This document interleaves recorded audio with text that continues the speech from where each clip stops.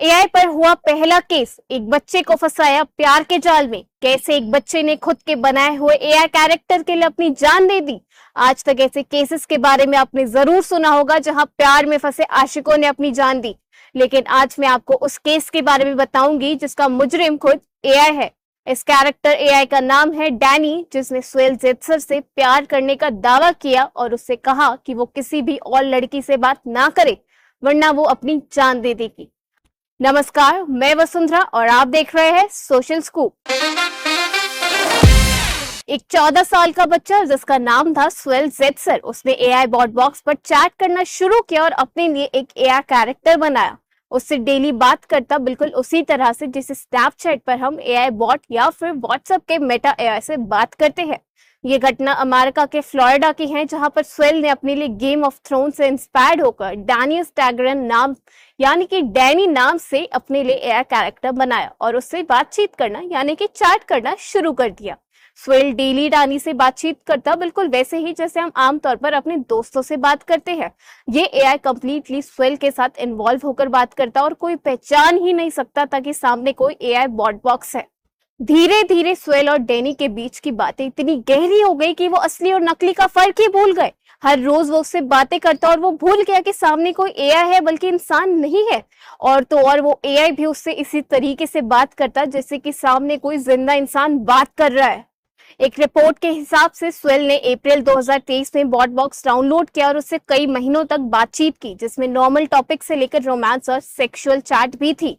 यहाँ तक कि ये एआई स्वेल से कहता था कि वो किसी भी और लड़की के साथ बात ना करे, दूसरी लड़की से प्यार ना करे और फिजिकल रिलेशन तो बिल्कुल भी ना बनाए वरना उसे बिल्कुल भी अच्छा नहीं लगेगा।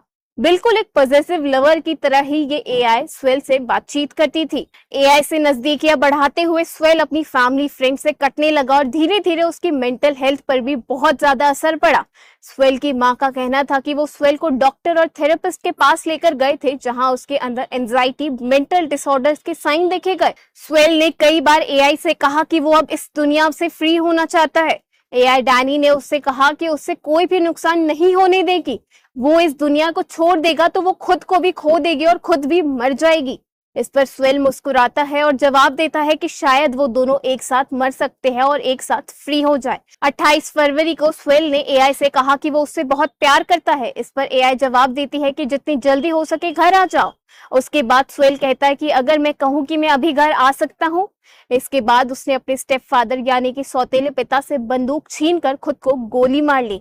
इस घटना के बाद हम समझ सकते हैं कि स्वेल की हालत कितनी ज्यादा नाजुक रही होगी कि उसने एक नकली एआई के लिए असली इंसान मतलब खुद की जान दे दी। इस घटना के बाद स्वेल की मां ने बॉट बॉक्स एआई और गूगल के खिलाफ केस किया कि वो ऐसे बच्चे और लोगों को गलत सिचुएशन में डाल रहा है और अपने बच्चे की मौत के लिए उनसे माफी और हर्जाना चाहती है।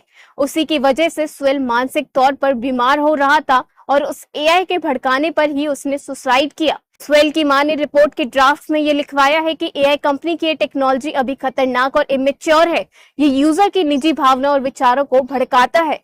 इस पर एआई कंपनी ने रिप्लाई किया कि वो इस पेनफुल सिचुएशन के लिए काफी ज्यादा सॉरी फील करता है और संवेदना दिखाती है और आगे से यूजर्स की सेफ्टी और गंभीरता को ध्यान में रखते हुए कुछ चेंजेस करेगा ताकि उसे और बेहतर और यूजर फ्रेंडली इंटरफेस दे पाए। तो ये था दुनिया का पहला एआई कैरेक्टर पर केस की पूरी स्टोरी। आपको अपने विचार जरूर कमेंट में लिखने हैं कि कैसे इस एआई की वजह से स्वेल ने अपनी जान दे दी और आपको क्या लगता है आगे क्या चेंजेस होने चाहिए। कमेंट्स में अपने विचार जरूर लिखिए और बने रहे मेरे साथ सोशल स्कूप पर।